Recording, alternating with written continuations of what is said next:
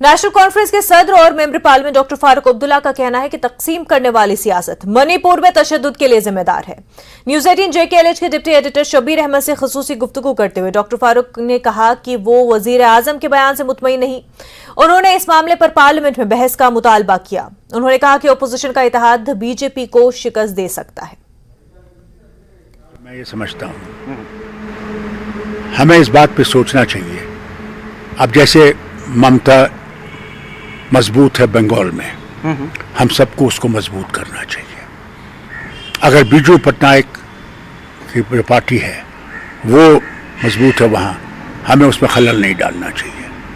हमें अगर यूपी में अखिलेश मजबूत है तो हमें वो चीज़ करनी चाहिए। जब वो वक्त आएगा, वो मौका, अभी तो बात ही हो रही है, मेरा उनसे यही तजवीज़ होगी कि अगर आपने सचमुच एक फाइट देनी है तो उसमें हमें बैठ के सोच के ये देखना है कहाँ पे कौन जीत सकता है, कौन आगे बढ़ा सकता है, कि जितना नंबर हमारा पार्लियामेंट में बढ़ेगा उतना ही फ़ायदा भी होगा। क्या उन्होंने उसकी तहकीकात की?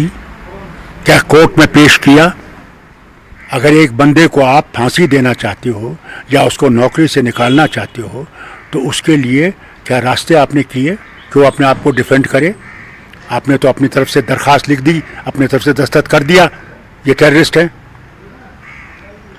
कौन है टेररिस्ट? हैं? क्या इनके पास क्या सबूत है कि वो टेररिस्ट है? इससे पहले कि वो अदालत में जाएं, वही तो लेके इस अदालत में जा सकते हैं। ये उनको सबूत दें कि साहब आपने ये किया है, यहां पे आपकी गलती है, फिर तो अदालत में जा सकते हैं। मणिपुर में देखिए आप खुद किस तरह कौमों को लड़ा रहे हैं एक कुर्सी के लिए। जहन्नम में जाए ऐसी कुर्सी जिसमें मुझे इंसानियत का खून करना पड़े, मुझे उस कुर्सी की ज़रूरत नहीं है। उन्हें पार्लियामेंट में बोलना चाहिए। पार्लियामेंट में बोल के हम पार्लियामेंट मेंबर्स को मौका मिलना चाहिए बोलने का, उस पर उनको जवाब देना चाहिए। ये बहुत ज़रूरी है। ये डेमोक्रेसी है। डेमोक्रेसी में पार्लियामेंट चल क्यों रही है? इसे चल नहीं रही, जवाब नहीं देते।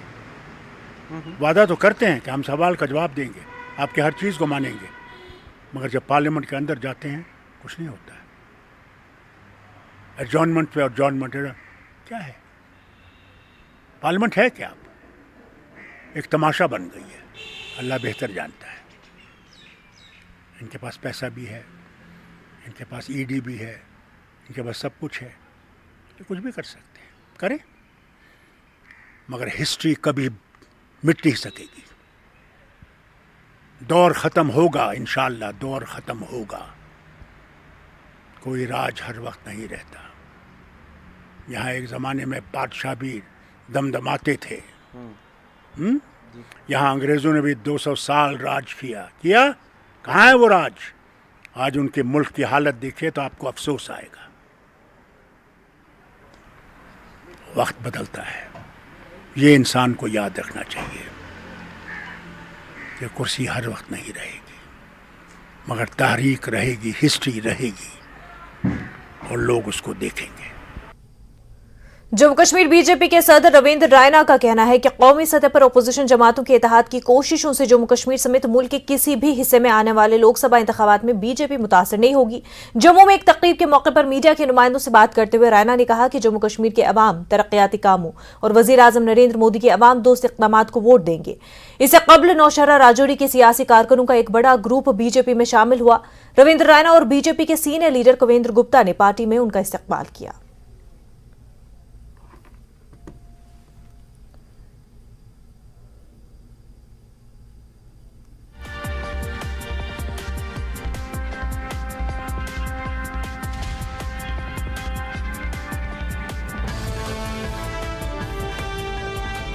देख रहे हैं कि कितना जन सैलाब भारतीय जनता पार्टी में शामिल हो रहा है। आज पूरे जम्मू कश्मीर में, और जम्मू के लोग हों, कश्मीर के हों, वो हिंदू हों, मुसलमान हों, सिख हों, ईसाई हों, वो गुजर बकरवाल हों, पहाड़ी हों, सब भारतीय जनता पार्टी में शामिल हो रहे हैं। जो मोदी साहब ने काम किए हैं गरीबों, ज़ईफ़ों, मस्कीनों और जो ज़रूरतमंद और बेसहारा लोगों के लिए मोदी साहब ने काम किए हैं। गरीबों को 5-5 लाख का एक साल इलाज के लिए गोल्डन कार्ड, किसानों के खाते में 6-6 हज़ार, गुजर बकरवाल कबीले के लोगों को फॉरेस्ट राइट्स,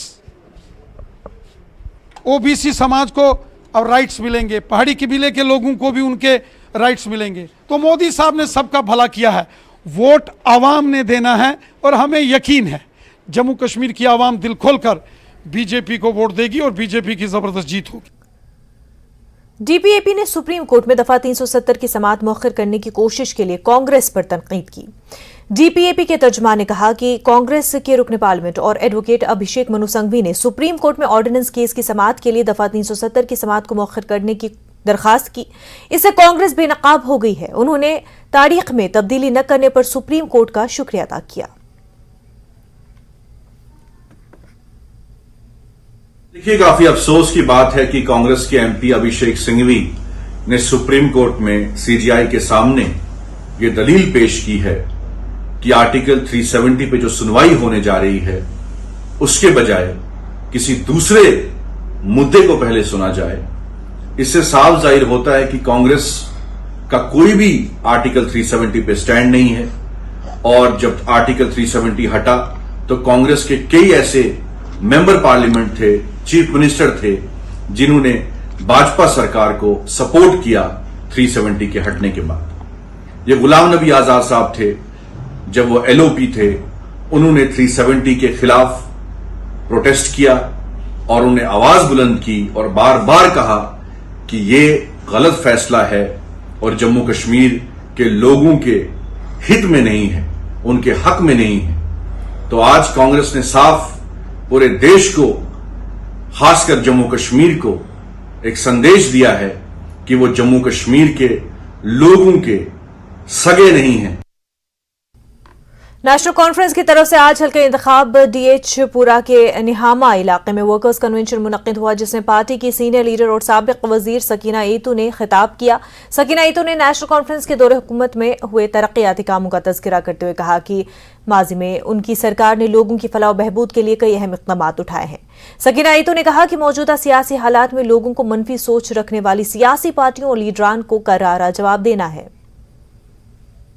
हम देखते हैं सोशल मीडिया पे तो वहाँ किसी न किसी की सोसाइटी बेरोजगारी का ग्राफ बढ़ गया है, बेरोजगारी बढ़ गई है, परेशान है नौजवान, हद से ज़्यादा बेरोजगारी। जो उन्होंने वादे किए थे लोगों से, 23 लाख नौजवान बेरोजगार जिन्होंने अप्लाई किया था 1300 पोस्टों के लिए, और वो भी नहीं मिल रहे हैं, निकल नहीं रहे हैं पोस्ट, एडवर्टाइजमेंट नहीं हो रही है। अगर कहीं पे हो रही है उसको कैंसिल किया जाता है ताकि रोजगार ना मिल पाए। जिन्होंने बड़े दावे किए हैं वो आज वो दावे सारे खोखले दिए।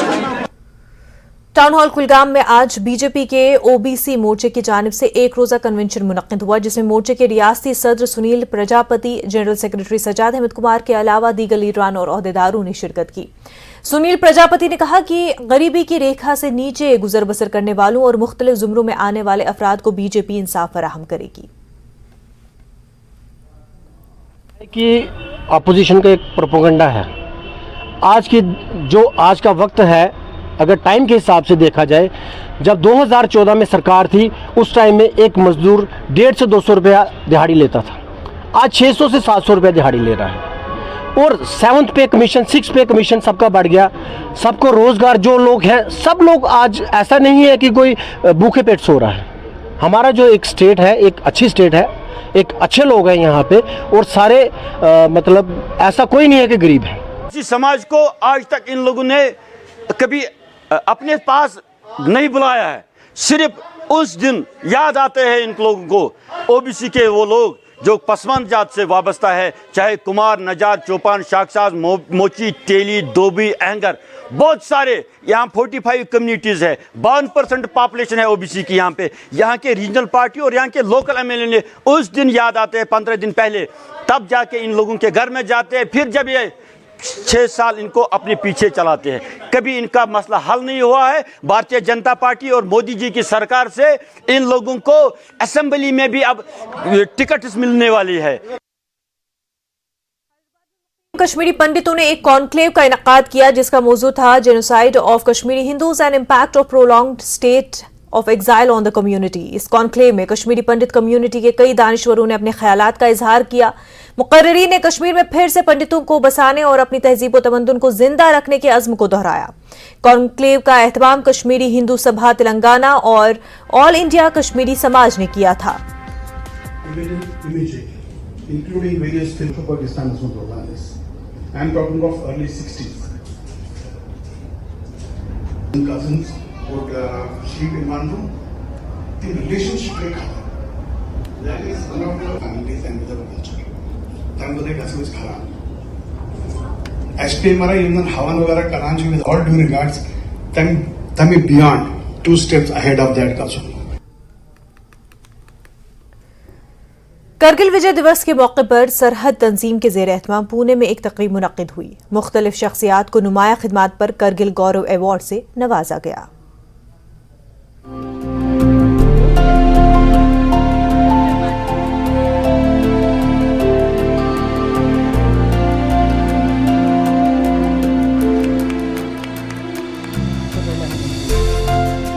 एनजीओ सरहद ने पुणे में एक तकरीब मुनक्किद करते हुए मुख्तलिफ शोबों में नुमाया खिदमात अंजाम देने वाली शख्सियात को करगिल गौरव अवार्ड से नवाजा।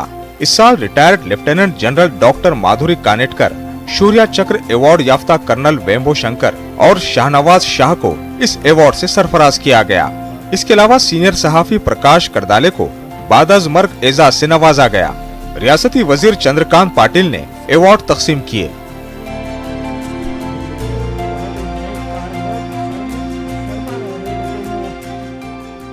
सरहद के सदर संजय नाहर ने कहा कि उनकी तंजीम इंसानियत को जोड़ने का काम जारी रखेगी।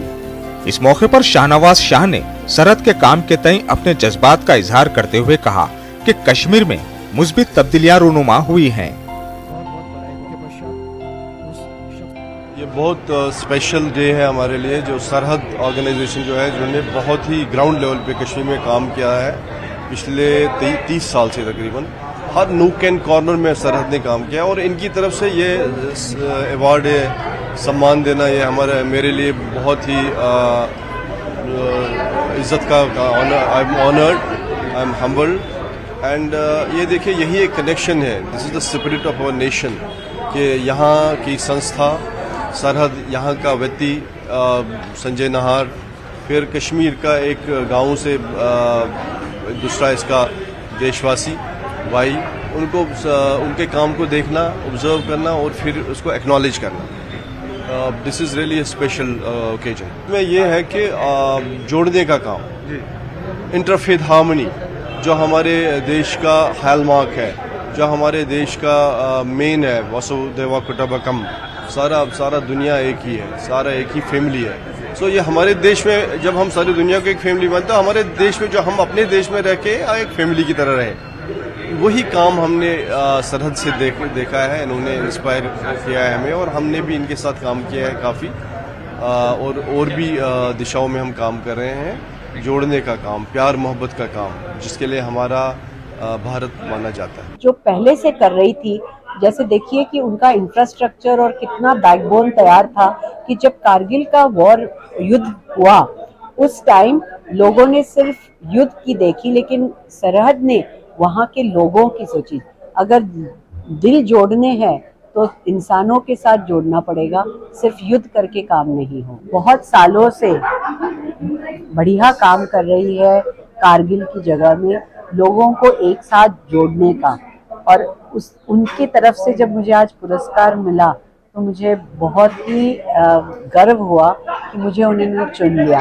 लेकिन मैंने उन्हें कहा कि ये मैं सिर्फ अपने लिए नहीं ले रही हूँ, लेकिन मैंने 3 जो निभाए हैं रोल्स, क्योंकि मैं एक डॉक्टर भी थी, एक फौजी भी थी और एक टीचर भी हूँ, क्योंकि डीन भी थी, सब तीनों रोल।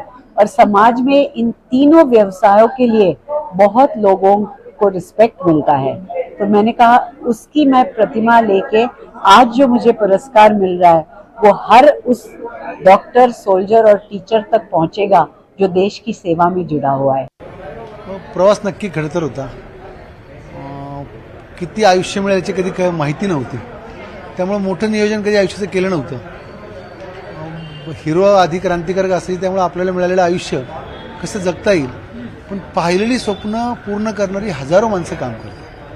म्हणजे शहनवाज भाई असतील किंवा माधुरी कानिटकर यांना पाहिल्यावर असे हिरोज आहेत. तर आपण खूप छोटं काम करत असतो, पण मिळालेला प्रत्येक क्षण जर काही करू शकलो आपण तर ते करण्याचा प्रयत्न केला. आणि आज ज्या माणसांनी काम केलं, म्हणजे आता शहनाज भाई म्हणजे सेल्फलेसली काम करणारे 97 साली भेटले.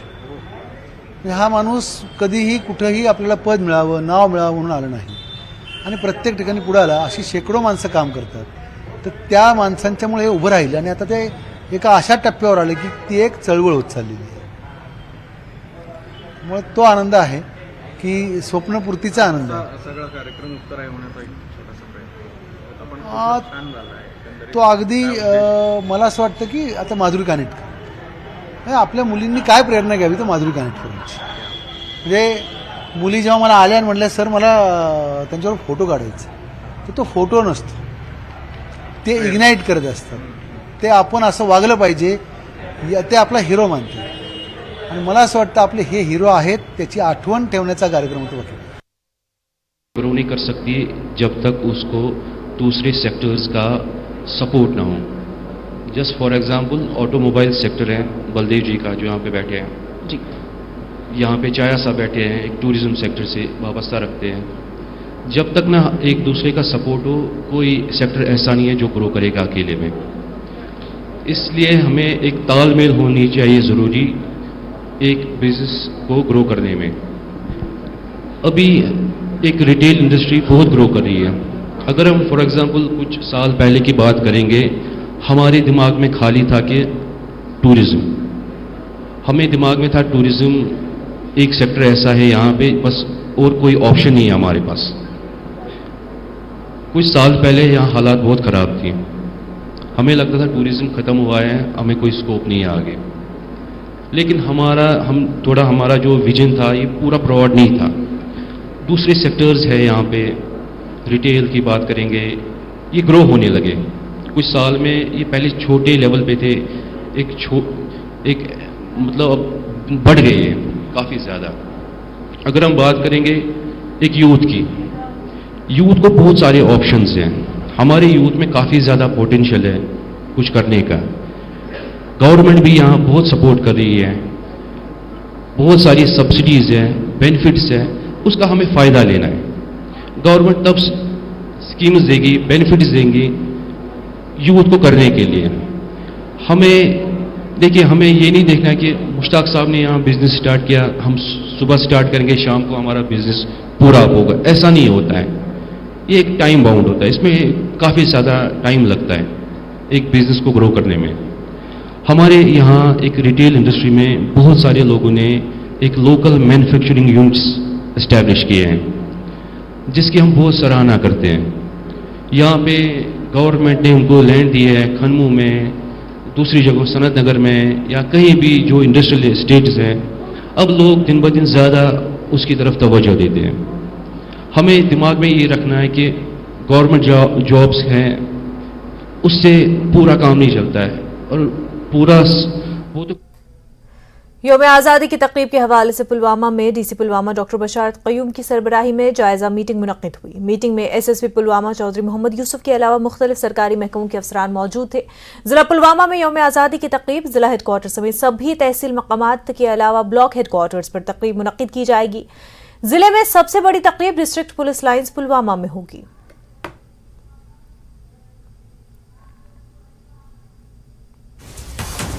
इस वक्त की बड़ी खबर आपको बता दें, एनआईए की छापामार कार्रवाई. फरार दहशतगर्द के घर पर छापा मारा गया है. एनआईए की कार्रवाई है. किश्तवाड़ में रियाज अहमद उर्फ हजारी के घर पर छापा मारा गया है. छापे के दौरान एक मोबाइल फोन भी जब्त कर लिया गया है. हिजबुल मुजाहिदीन से रवाबित की पादाश में ये कार्रवाई अंजाम दी गई है. एनआईए ने रियाज पर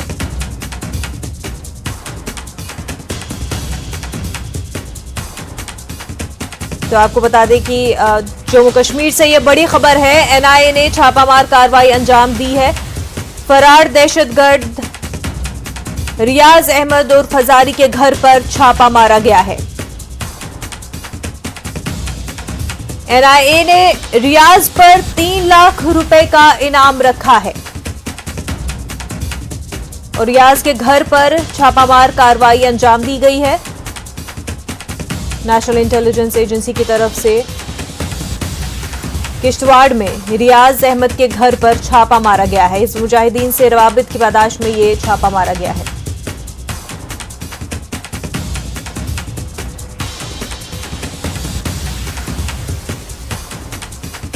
और आपको बता दें कि इस छापे के दौरान एनआईए टीम को मोबाइल फोन भी मिला है, मोबाइल फोन भी जब्त कर लिया गया है। रियाज अहमद आपको बता दें अभी फरार है, तलाश उसकी जारी है और इस बीच किश्तवाड़ में रियाज अहमद के घर पर छापा मारा गया है जिसमें एक मोबाइल फोन भी जब्त कर लिया है एनआईए ने।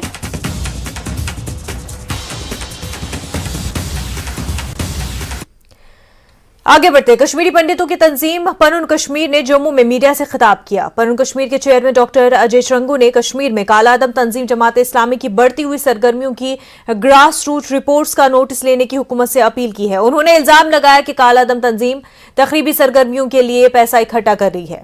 उन्होंने मजीद कहा कि पनुन कश्मीर हुकूमत की तरफ से मुल्क मुखालिफ सरगर्मियों में मुलविस सरकारी मुलाजमीन के खिलाफ कार्रवाई का खैर मकदम करती है। उन्होंने मरकजी हुकूमत से कहा कि वो कश्मीर के हिंदुओं की नस्लकुशी को तस्लीम करे और कश्मीर के अंदरूनी तौर पर बेघर हिंदुओं की बहाली के लिए पनुन कश्मीर यूटी के क़याम को अवलीन अहमियत दे। कुछ समय से हमको लग रहा है कि जमात इस्लामी की एक्टिविटी ग्रास रूट लेवल पे वहां पे फिर से शुरू हो गई है। जमात इस्लामी के बारे में आपको ज्ञात है कि वो बैंड ऑर्गेनाइजेशन। हमारी जानकारी के हिसाब से ग्राउंड पे उनके कार्डर्स के माध्यम से पैसा इकट्ठा किया जा रहा है और एक इंप्रेशन लोगों को देने का प्रयत्न किया जा रहा है कि जैसे कि जमात का कोई अंडरस्टैंडिंग गवर्नमेंट के साथ बन रहा है। अब ये विषय ऐसा है कि हमको लगा कि हम सरकार के संज्ञान में ये बात लाएं कि अगर किसी भी स्तर पे गवर्नमेंट ऑफ इंडिया सोच रही है कि जमात इस्लामी को वैसे ही इन्वॉल्व किया जाए जैसे पिछली रिजीम्स ने उसको इन्वॉल्व किया, तो यह कश्मीर के हालात को पूर्ण रूप से बिगाड़ने की बात होगी। श्रीनगर के लोगों ने हाई स्कूल की सतह तक मादरी जबान को जरिए तालीम बनाने के अमल को सराहा है। उनका कहना था कि कश्मीरी जबान को नजरअंदाज किया जा रहा है और नई नस्ल को कश्मीरी में बात करना मुश्किल हो रहा है क्योंकि घर में अक्सर उर्दू या अंग्रेजी बोली जाती है। To Kashmir, to children in Kashmiri, these parents can talk to their children in Kashmiri, but not up to only school level, up to only means primary level. But the children have to compete in other states as well. When they go to the higher studies, for higher studies to other states or abroad, Kashmiri won't be there. So they have to speak in English and other languages too. This is a good setup. अच्छी बात है। अगर Dogri plus Kashmiri language को promote किया जाएगा वो तो अच्छी बात है। It is our mother tongue, it is the best step towards our mother tongue, क्योंकि आजकल के बच्चे भूल रहे हैं, अपनी कश्मीरी लैंग्वेज भूल रहे हैं। क्योंकि जो मीडियम ऑफ इंस्ट्रक्शन है वो मदर टंग होने चाहिए with the percentage share of. You can speak in English, you can speak in Urdu, or at the same time you can speak in Kashmiri. Kashmiri is our native language. Kashmiri हमारी mother tongue है। उसमें भी बच्चा अगर comfortable है, ये it depends upon the psychology of a teacher कि teacher बच्चे को comprehend किस language। Kashmiri is good, but up to a certain level. It's not good for if students want to go for higher studies. Their medium of instruction is the English. So we should encourage in English. Know your artist एक पहल के तहत कश्मीर में दस्तकारी और handloom के महकमे की तरफ से मकामी कारीगरों के फन की नुमाइश के लिए शुरू की गई थी, जिसका वादी भर में बहुत से कारीगरों ने खैर मकदम किया। न्यूज़ 18 से बात करते हुए कारीगरों ने हैंडलूम और दस्तकारी के महकमे के इक़दाम पर शुक्रिया अदा किया।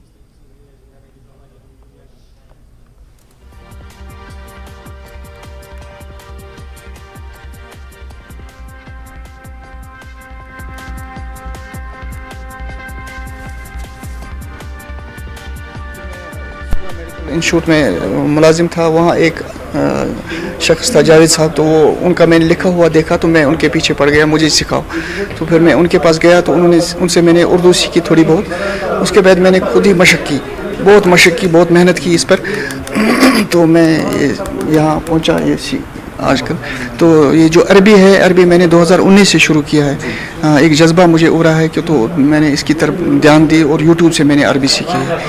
तो ये जो रंग बनाई मुझे किसी ने नहीं सिखाया कि इस तरह बनाना है, इस तरह रंग डालना है, ये मैंने खुद ही किया है। आर्ट है, तो मुझे लगता है कि अगर ऐसे प्लेटफॉर्म ऐसे जो घरों में बैठे हुए अपने जो उनका सोने जैसे हाथ है, हुनर है, वो घर में मतलब छुप के रहे, उनका कोई देखने वाला भी नहीं है। सर उस हिसाब से मैं शुक्रगुजार हूँ डायरेक्टर ऑफ हैंडक्राफ्ट का, क्योंकि उन्होंने हमें ऐसा मौका दिया। और रहा सवाल जो है मैं काम कर रहा हूँ मतलब पिछले 10-15 सालों से, अभी भी नए आइडियाज़ जो मेरे माइंड में आ रहे हैं, क्योंकि किस तरीके से हमें लॉन्च करना है, ज़माने के साथ चलना है। एक मॉडर्न सिस्टम जो है आजकल अगर देखा जाए, रिवायती तौर पर जो यहाँ पर कारपेट बनते थे वो फ्लोर पर हम यूज़ करते थे। आजकल अगर जो मैंने एक ट्रेंड जो उसमें चेंज किया है, जो एक जीनत उसको बख्शी है, अब हम क्राफ्ट पेंटिंग्स उसमें यूज़ कर रहे हैं अपने दीवारों के लिए सच। और हमारी जो कनेक्शन है वो इंटीरियर डिज़ाइनर्स के साथ है इंटरनेशनल नेशनल लेवल पर। जम्मू से ताल्लुक रखने वाली संजुगीता डोगरा ने 35 साल पहले अपना एक वेंचर शुरू किया। उन्होंने आर्ट एंड क्राफ्ट के शोबे में बेपनाह ताउन किया। एक आर्टिस्ट ने बुधा आर्ट गैलरी शुरू की है ताकि जम्मू कश्मीर के तलबा को तरबियत फराहम की जा सके। पेश है खास रिपोर्ट।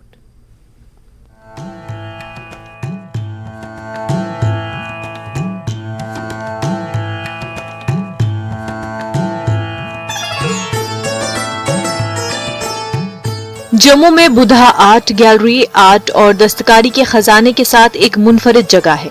इस गैलरी में फन की हर वो शक्ल मौजूद है जिसके बारे में नौजवान नस्लों को तरबियत दी जाती है।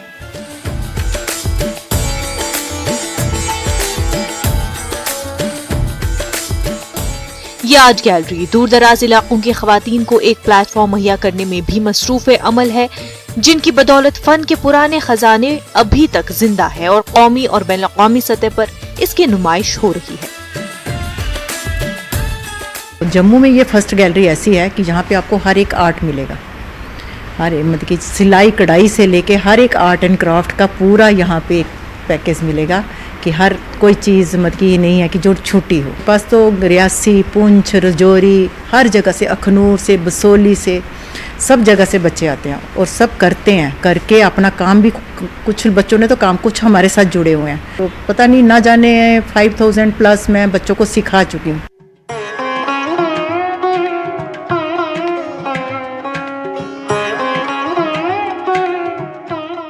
आर्ट की मुख्तलिफ शक्लें जैसे हैंडीक्राफ्ट्स, सेरामिक्स, आराइशी पेंटिंग्स, फैब्रिक्स, घर की सजावट और शीशे का काम और इस तरह की दूसरी शक्लें जो जदीद तरीन रुझानात के साथ जदीद आर्ट में पेश की जा रही हैं, वो भी गैलरी की तवज्जो का मरकज है। बुधा आर्ट गैलरी से कई लोगों ने मुख्तलिफ दस्तकारियों की तरबियत हासिल कर चुके हैं। उन्होंने अब इस हुनर को अपना पेशा बना लिया है और इससे अपनी रोजी रोटी कमा रहे हैं। तरबियत याफ्ता खवातीन बगैर किसी फीस के दूसरे लोगों और बच्चों को भी इस फन को पढ़ा रही हैं।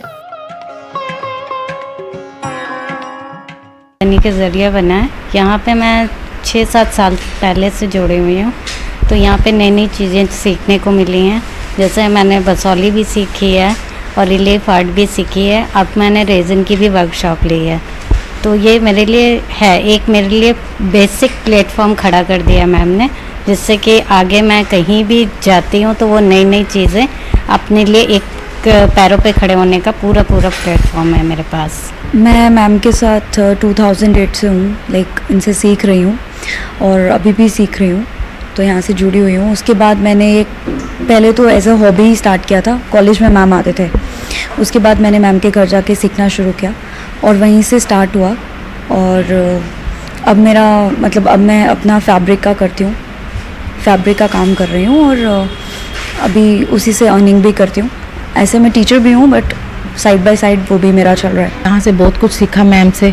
यहाँ से जो मैं प्रोडक्ट्स बनाती हूँ बुटीक में सेल होते हैं, लोग खरीदते हैं। इस यहाँ रेजिन आर्ट का तो अब स्टार्ट किया है हमने, इसमें भी मैंने वॉचेस वगैरह काफ़ी चीज़ें बनाई हैं जो लोगों को बहुत पसंद आ रही हैं और यहाँ से हमें काफ़ी मतलब हेल्प मिली है जिससे हम आगे काम कर सकते हैं। मैं मैम के साथ पिछले 20 साल से हूँ और 20 साल की जर्नी में मैम के साथ मैंने स्कूल्स, कॉलेजेस, सब जगह उनके साथ वर्कशॉप की है हाँ, साथ साथ सीखने को भी मिल रहा है। और अभी भी रेजन की वर्कशॉप हुई है मास्टर क्लास की, वो मैंने की है।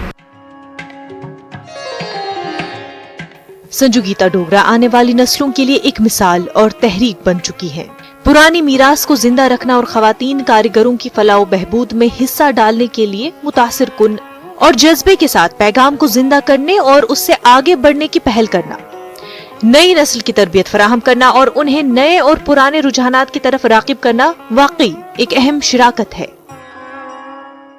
मैसेज यही देना चाहती हूँ कि आर्ट मतलब कि एक ऐसा आपका प्लेटफॉर्म है कि आप जुड़िए और काम करिए, और इसकी मतलब कि वैल्यू बहुत है। ऐसा नहीं है कि ये छोटा काम है, छोटा काम नहीं है। आप खुद भी जब करते हो तो आपको पता चलता है कि मैंने क्या किया है और क्या नहीं किया और क्या कमाया मैंने। उसी से आपके राह से आपके घर के खर्चे इतने निकलते हैं कि मतलब आप कंधा बन के अपने हस्बैंड का कंधा अपने घर का एक स्टैंड ले सकते हो, बन सकते हो।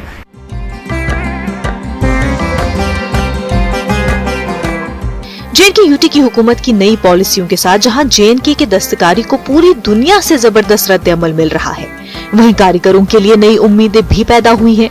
कुछ मसनूआत में जोग्राफियाई इशारे का टैग हासिल करने के बाद JNK यूटी ने दस्तकारी से वाबस्ता लोगों के लिए रास्ता खोल दिया है। इससे वाबस्ता लोगों को फलाही बहबूद और माशी तरक्की के लिए बनाई गई पॉलिसियों से फायदा उठाने के लिए आगे आना चाहिए। न्यूज़ 18 के लिए राजेंद्र टिक्कू की रिपोर्ट। कि 2012 से मैं सोशल वर्क कर रहा हूँ। Actually I am a government contractor, approved government contractor, but besides मैंने इसके साथ ये भी रखा है कि मैं एक सोशल वर्क कर दूंगा। मैं पहले बहुत खुश नसीब आदमी हूँ कि अल्लाह ताला ने मुझे चूज़ किया है इसके लिए।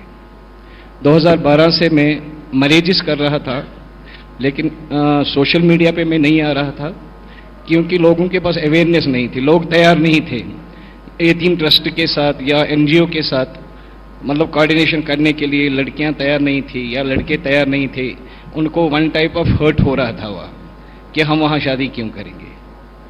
तो माशाल्लाह शुक्र अल्हम्दुलिल्लाह अब जो यूथ है जुड़ गया हमारे साथ। इस वक्त बड़े बड़े मास मैरिजेस कर रहे हैं। हमारा ग्रैंड मास मैरिज होने को जा रहा है। रिसेंटली हमने एक मैरिज किया है 12 ऑर्फन गर्ल्स का, शायद आपकी नोटिस में भी होगा ये। तो नया मास मैरिज हो रहा है, 10 सितंबर को हो रहा है, और हमारा कुछ डिफरेंट है इसमें। मैं नहीं कह रहा हूँ कि खाली मैं कर रहा हूँ जम्मू कश्मीर में, इसके बगैर भी बहुत सारे अच्छे लोग हैं जो ये काम कर रहे हैं, नेक काम कर रहे हैं अल्लाह ताला की रज़ा के लिए। तो और हर इंसान को ये करना चाहिए, चाहे हिंदू हो, मुस्लिम हो या सिख हो या ईसाई हो, क्योंकि हम बगैर किसी जात पात ये चला रहे हैं। क्योंकि इसमें नहीं, ये भेदभाव नहीं होना चाहिए, क्योंकि ये सोशल वर्क है। तो 12 तारीख को हमारा एक ग्रैंड मास मैरिज होने को जा रहा है बेमिना में। तो उसमें हमने एक अच्छा इनिशिएटिव लिया है। जो गरीब लड़की है उनके जो दुल्हे हैं बिल्कुल डिस्क्लोज नहीं किए जाएंगे, क्योंकि इनको बाद में ताने सुनने पड़ते हैं। तो हर बच्ची को हम वहाँ विदाई करेंगे, उसके बाद 50,000 रुपीज़ पे करेंगे वहाँ पे। 40,000 हम गुड्स देंगे और 10,000 रुपीज़ हम कैश देते हैं हर बच्ची को, यानी इस पर 60 लाख रुपीज़ खर्च आ रहे हैं। जम्मू कश्मीर के लोग जो हैं खासकर हर चीज़ में माने जाते हैं, मेहमान नवाजी में माने जाते हैं, किसी की मदद के लिए आगे आगे आ रहे हैं। सैलाब हो, कुछ भी हो तो कश्मीरी आगे आगे। लास्ट 3 डिकेड से we are lost each and everything in Kashmir. वो पूरा अभी नहीं हो रहा है, लेकिन फिर भी कश्मीरी का दिल इतना बड़ा है, दीन के लिए ये कुछ भी कर सकता है, सोशल वर्क के लिए ये कुछ भी कर सकता है। I am proud that I am an Kashmiri. तो मैं नौजवानों से रिक्वेस्ट करता हूं कि सामने आइए। पैसे से कुछ नहीं बनेगा, पैसे की हमें जरूरत नहीं है, पैसा खुद भी खुद आता है। पैसा पीछे दौड़ता है इंसान का जब इंसान सही हो। तो जरूरत इस चीज की है कि आगे आइए। सोसाइटी में कौन कौन सी प्रॉब्लम है, ऐसी भी बेटियां हैं हमारे पास पड़ी है। खैर यहां मैं मुख्तसर में मतलब वाजिया करना चाहता हूं क्योंकि टाइम की कमी है कि ऐसी भी बेटियां, लास्ट टाइम सर्वे किया है 45,000 बेटियां वो एक्सपायर हुई है कश्मीर में ड्यू टू सम प्रॉब्लम। आप देख रहे थे न्यूज 18 JKLH की पहल सूफियाना, जो कि इस वक्त श्रीनगर में प्रोग्राम जारी है। आगे बढ़ते हैं। डिपार्टमेंट ऑफ एग्रीकल्चर कश्मीर ने ऑर्गेनिक अर्थ के बाहमी इश्तराक से श्रीनगर के मज़ाफ़ाती इलाके चकमचगुंड में किसानों के लिए जानकारी प्रोग्राम का इनेकाद किया और इस प्रोग्राम में माहिरीन ने नई टेक्नोलॉजी के तहत ऑर्गेनिक फार्मिंग के जरिए काश्तकारी के मुफीद मशवरे दिए गए। माहिरीन ने ज़राअत के शोबे में आगे बढ़ने और ज्यादा से ज्यादा फसल की पैदावार और जरासीम से बचने के लिए किसानों को जानकारी दी गई। प्रोग्राम में डायरेक्टर एग्रीकल्चर कश्मीर चौधरी मोहम्मद इकबाल मेहमान खसूसी थे और इस मौके पर डायरेक्टर गुरमूर doctor Sameer Peerzada, director organic earth के इकबाल निसार और दीगर अफसरान भी मौजूद रहे। किसानों की बड़ी तादाद ने इस जानकारी प्रोग्राम में शिरकत की। ये एक छोटा सा कैंप था यहाँ, जिसमें हमें बताया गया कि आप जो खाद डालते थे वो बड़े बड़े बोरों में आता था, 50-50 kg, जो बारी ले जाना था खेतों पर। इसके लिए इन्होंने आज हमें कैप्सूल के बारे में बताया कि जो आप एक कम से कम 20 कनाल में वो एक कैप्सूल हम डाल सकते हैं। इसके लिए इन्होंने हमें बताया कि किस तरफ से वो इस्तेमाल कर सकते हैं हम। आज अम ब्रो खाद पेवान 50 किलो 60 किलो पेवान वावन 7 किलो पेवान वाव बहुत आज वारिया अम ब्रो वो आर्गेनिक दिख लकट लकट पाक तमो सत गई वारिया फर्क वो दिमो ये अब वो अत कूता नेर अत अम क्या हिसाब यी तो कूता क्या गि पत गि आम इस्तेमाल ये दो दो तरक्की। डिपार्टमेंट ऑफ एग्रीकल्चर का मैंडेट है कि जो भी कुछ रिसर्च हो वो किसान के खेत तक ले जाने के लिए किसान को जानकारी देना, ये हमारा मैंडेट है। डिपार्टमेंट ऑफ एग्रीकल्चर अपने लिहाज से भी लोगों को ये वक्तन फ़वक्तन स्किल डेवलपमेंट के लिए, इनकी हैंड होल्डिंग के लिए प्रोग्राम करता रहता है। आज हमारे पास इस ऑर्गेनाइजेशन ने अप्रोच किया कि हम भी किसानों की फलाह बहबूदी के लिए कुछ काम करना चाहते हैं, तो हमने खुशी खुशी से अपने किसानों को यहाँ मदऊ किया, वो यहाँ पे आए। और हमारी कोशिश ये है कि जो UT of Jammu and Kashmir की गवर्नमेंट चाहती है कि किसान की फलाह बहबूदी के लिए और ख़ासकर जो ग्रोवर्स हैं, अगर वेजिटेबल फेस में हम जो हॉरिजॉन्टल और वर्टिकल एक्सपेंशन की बात करते हैं कि हमारे किसान की आमदनी डबल हो, मैं तो ये चाहता हूं कि मेरे किसान की आमदनी जो है वो 4 गुना हो। उसके लिए कुछ भी लवाजमात करने पड़े, कुछ भी इकदाम करने पड़े, डिपार्टमेंट ऑफ एग्रीकल्चर हमेशा किसानों के साथ है और इनके साथ खड़ा रहेगा। जिला सांबा के नौजवान इन दिनों फूलों की काश्त कर रहे हैं और काश्तकारी से अच्छा मुनाफा कमा रहे हैं। सांबा जिले के गुड़ा सिलाथिया के अतुल सिलाथिया पिछले 2 सालों से मैरीगोल्ड फूलों की काश्त कर रहे हैं, जिसमें उन्हें काफी मुनाफा भी मिल रहा है। अतुल ने बताया कि ग्रेजुएशन मुकम्मल करने के बाद उन्हें कोरोना के बाद नौकरी नहीं मिली, इसलिए उन्होंने फूलों की काश्त शुरू कर दी और आज वो इसी फार्म में फूलों की काश्त कर रहे हैं। अतुल ने दीगर नौजवानों को भी ज़रूरी सरगर्मियों में हिस्सा लेने का मशवरा दिया। 2-2.5 कनाल जगह में मैंने ये फूल लगाया हुआ है और डिपार्टमेंट जो फ्लोरिकल्चर डिपार्टमेंट है उनकी तरफ से हमें काफ़ी सहयोग मिलता है। डिपार्टमेंट ने ही हमें प्रोत्साहन दिया, इसकी वजह से हम ये खेती कर पाए। डिपार्टमेंट हमें कनाल के पीछे 2500 रुपये सब्सिडी भी देता है, पर बेशर्ते आपके पास जगह, आपकी ये जगह के कागज़ होने चाहिए आपके पास, उसके लिए डिपार्टमेंट आपको 2500 कनाल की सब्सिडी भी देता है। मुनाफा इसमें अभी अगर इस बारी की बात करूं, इस बारी सर मैंने अभी तक 70,000 का फूल कोई बेच दिया और मेरे को लग रहा है कि मैं इस बारी कोई लाख तक टच कर सकता हूं। जिस हिसाब से अभी इसका फूलों का रेट भी अभी काफ़ी अच्छा जा रहा है और आपको पता है बाकी नवरात्रों में, दिवाली में इनका रेट अच्छा रहता है। बेनिफिशरी को 2500 रुपये पर कनाल मिलता है। जब तक 40 कनाल होगा तब तक मिलता रहेगा, लाता रहेगा तो मिलता रहेगा 40 कनाल तक, लास्ट 40 कनाल तक है। तो बाकी जब फार्मर पनीरी लगाता है तो हम उसके पीछे शुरू हो जाते हैं, जब तक फूल उनका बड़ा नहीं हो और कोई भी प्रॉब्लम हो तो हम उनके पास पहुंच जाते हैं, तो उनको दिखाते हैं कि फलानी दवाई स्प्रे करो, इसको जलूड़ी है, जो गुड़ाई है, जो भी है, तो सब उनको टाइम टाइम पे बताते हैं। अतुल सिलाथिया जी ने इनको पहले मैंने समझाया था, इनके बाद उन्होंने इनसे स्टार्ट करवाया। इन्होंने फरवरी में लगाया है, उसके बाद इनका 15 क्विंटल फूल निकल गया है, 60-70 हज़ार का इनको मुनाफा हो गया और अभी भी फूल चल रहा है, कुछ होता 1 लाख तक क्रॉस कर जाए। मिट्टी के बर्तनों को बनाने का कदीम रिवायती कश्मीरी फन मतरूक हो चुका है, क्योंकि मिट्टी के बर्तनों की मांग बहुत कम हो गई है और तकरीबन तमाम कारीगरों ने अपना रिवायती बर्तन बनाने का पेशा छोड़ दिया है। लेकिन इसके बावजूद शिरमाल शोपियां के चंद घरानों ने इस फन को जिंदा रखा और वो हनूज इस फन से वाबस्ता है। एक फनकार ने कहा कि जदीद बर्तनों ने उनके फन को खत्म कर दिया है और उनके पास मिट्टी के बर्तनों की कोई डिमांड नहीं है, लेकिन अपने जुनून की वजह से इस फन से वो वाबस्ता है। तांबा आया, वो स्टील आया, वो खुरासान आया, इसी वजूहात में वो हमारी सनत ख़त्म हो गया। इससे मेरी उम्र 65 साल है।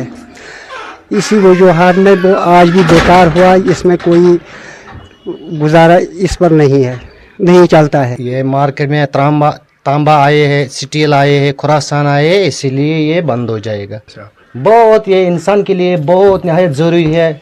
जो खाने के बर्तन है, अगर उसमें खाना खाएगा इंसान अच्छा रहेगा, सेहत भी रहेगा।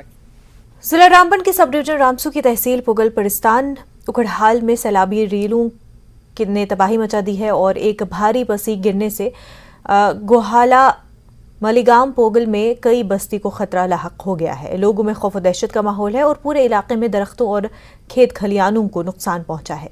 तहसील उखड़हाल पोगल परिस्तान में एक शहरी का मकान भी तबाह हुआ, जबकि नाले पोगल परिस्तान नाले पर एक पुल को भी नुकसान पहुंचा और बटरू के शहरी महाकाल शिव मंदिर की दीवार को भी भारी नुकसान हुआ है। मकामी लोगों और मुंतखब डीडीसी, बीडीसी, सरपंच और समाजी कारकुनों ने हुए नुकसानात की भरपाई के लिए फौरन इक़दामात करने की इंतजामिया से अपील की है और इस दौरान पंचायत सेना भत्ती बी में गिरते पत्थरों की जद में आने से अब्दुल रशीद नामी शख्स की मौत की इतला है। जब हम इंफ्रास्ट्रक्चर की बात करते हैं, आई एम कश्मीरी, मैंने एक चीज जो ऑब्जर्व की है, जब भी कहीं कोई इंफ्रास्ट्रक्चर डेवलप हो रहा होता है तो एक कश्मीरी का कॉमन नोशन ये होता है कि शहर तबाह कर दिया, गांव तबाह कर दिया। But how true is that? आप क्योंकि रियल एस्टेट इंडस्ट्री से हैं और हमारे साथ यहाँ पे म्यूनसिपल काउंसिल के नजार साहब बैठे हैं, मे बी ये थोड़े से पॉइंट्स ऐड करना चाहें, तो क्या ये यहाँ पे भी जहन बदलने की ज़रूरत है? ज़ाहिरी तौर पे इस पे भी जहन बदलने की ज़रूरत है, लेकिन जब शहर बनते हैं तो पेड़ कटते हैं, लेकिन कितने पेड़ लगते हैं वो इम्पोर्टेंट है। अगर आज की डेट में आप मुझे ये बता रहे हैं कि शहर का ब्यूटिफिकेशन का मतलब ये है कि 800 साल का चिनार काटना है और ब्यूटिफिकेशन करनी है, आई एम सॉरी, मैं इसके लिए ब्यूटिफिकेशन इसको नहीं मानता हूं। मैं इसको न्यूज़ 18 की पहल सूफियाना श्रीनगर में जारी है। आगे बढ़ते बानिहाल और कटरा के दरमियान 111 किलोमीटर लंबे रेलवे सेक्शन में जारी काम का जायजा लेने के लिए शुमाली रेलवे के जनरल मैनेजर ने सीनियर हुकाम के हमरा जिला रामबन में बानिहाल, खड़ी और सिंगलदान का दौरा किया और कश्मीर रेल प्रोजेक्ट के बानिहाल और कटरा सेक्शन में जारी रेलवे कामों का मुआयना किया। बानिहाल पहुंचने से पहले टीम ने जुमेरात के रोज बारामूला, श्रीनगर और बानिहाल के दरमियान कई अहम रेलवे स्टेशन का भी मुआयना किया और रेल मुसाफरीन को फराहम की जाने वाली सहूलियात के बारे में रेलवे के हुक्काम से जानकारी हासिल की। पीपी मंडल से हूँ, ट्रैक इंजीनियर हूँ। ये सेक्शन अभी मैं ही देख रहा हूँ पूरा 77D तक अभी सर ने विजिट किया है कटन कवर स्टेशन से, बनिहाल रेलवे स्टेशन से। तो क्या सर ने टारगेट दिया है, जो गिवन टारगेट है वो अगस्त लास्ट तक दिया गया है हमारे को, पर आई होप जल्दी से जल्दी स्टार्ट हो जाएगा। 10 दिन के पहले ही हम अचीव कर लेंगे टारगेट। और जम्मू कश्मीर के भदरवा में धरीजा पंचायत के तकरीबन 250 घराने आलूदा पानी इस्तेमाल कर रहे हैं क्योंकि महकमे जल शक्ति फिल्ट्रेशन प्लांट को फाल बनाने में नाकाम रहा, जिसे 16 साल पहले तामीर किया गया था। गांव वालों और PRI ने इल्जाम लगाया कि यह सरकारी खजाने की लूटमार है और इसकी तहकीकात का मुतालबा किया। आलूदा पानी की वजह से बहुत सारे बच्चे बीमार हो चुके हैं। वहीं रग्बी के हवाले से हम आपको एक अहम खबर देने जा रहे हैं। जी हां, जम्मू कश्मीर यूटी में पहली बार सिर्फ बांडीपुरा से ताल्लुक रखने वाले 2 athlete under 18 Indian national camp के लिए मुंतखब हो गए हैं। जम्मू कश्मीर रग्बी एसोसिएशन के सदर पद्मश्री फैसल अली के मुताबिक पहली बार बांडीपुरा आलूसा इलाके से ताल्लुक रखने वाले सुहेल अहमद भट्ट और बांडीपुरा के अरिंदरपुरा से ताल्लुक रखने वाले पीरजादा उमैर कौमी सतह पर जगह बनाने में कामयाब हो गए हैं। फैसल अली ने इन 2 एथलीट्स के इंतखाब को एक बड़ी कामयाबी करार दिया और मुबारकबाद पेश की। This is Faisal Lida from Bandipora on behalf of Jammu and Kashmir rugby association में पूरी जम्मू कश्मीर के कौम को और जम्मू कश्मीर स्पोर्ट्स फेडरेशन को मुबारकबाद देना चाहूँगा। जैसा कि हमारी एक बड़ी अचीवमेंट आज हासिल हमारे पास हुई, हमारे 2 एथलीट रग्बी एथलीट्स अंडर 18 जो क्वालिफाई कर गए इंडियन टीम कैंप के लिए, जो आने वाली एशियन रग्बी चैंपियनशिप है अंडर 18 की, उसमें उन्होंने अपनी जगह बनाई है। सुहेल और उम्मीद जो दोनों तहसील बोनियार में एक बंजर जमीन को एक जदीद तरीन स्पोर्ट्स स्टेडियम में तब्दील कर दिया गया है। इस पहल से बोनियार इलाके बेला इस्लामाबाद के मकामी बाशिंदों को फायदा पहुंचा है और स्टेडियम को सिर्फ 41 दिनों में मुकम्मल किया गया। खेल के मैदान का इफ्तिताह साबिक चीफ जस्टिस अली मोहम्मद मागरे और GOC मेजर जनरल राजेश सेठी ने किया।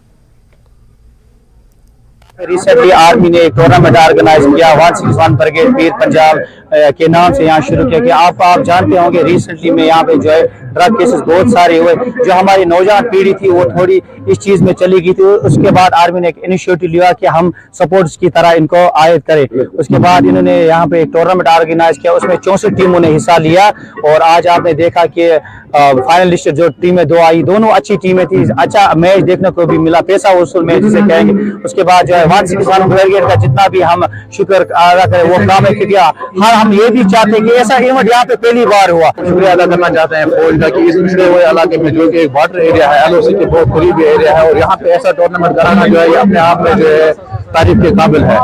तो 64 टीमों ने इस टूर्नामेंट में पार्टिसिपेट किया और इस जिस किस्म की तैयारियां यहाँ पे आप देख रहे हैं थ्रू आउट द टूर्नामेंट जो फैसिलिटीज जो है प्रोवाइड की गई आर्मी की जानिब से, ये रियली जो अप्रिशिएबल है और अप्रिशिएट करते हैं हम इस चीज को और उम्मीद करते हैं कि आगे आने वाले वक्त में भी ऐसे टूर्नामेंट जो है।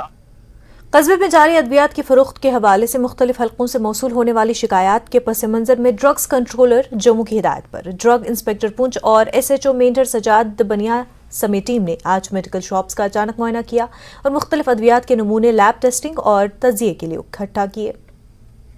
सारी दुकानों को चेक किया और सभी के CCTV कैमरेज की फुटेज देखी और उनका रिकॉर्ड चेक किया।